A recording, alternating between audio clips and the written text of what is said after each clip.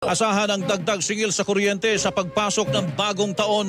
Yan ay matapos payagan ng Energy Regulatory Commission o ERC na i-recover sa mga consumer ang mahigit sa 3 billion pesos na pambayad sa ancillary services ng National Grid Corporation of the Philippines noong Pebrero. Magkakaroon ng dagdag na tig 12 sentimo kada kilowatt-hour sa Luzon sa loob ng 3 buwan, habang sa loob naman ng 6 na buwan sa Visayas at 3 sentimo kada kilowatt-hour sa Mindanao sa loob ng 3 buwan.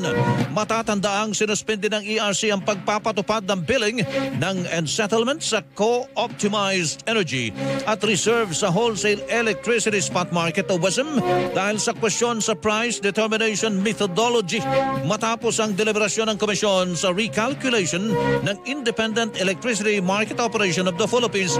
Inaprubahan ang pagkolekta ng 70% pang nalalabi sa ipinagpalibang bayad o nasa mahigit sa 3 bilyong piso.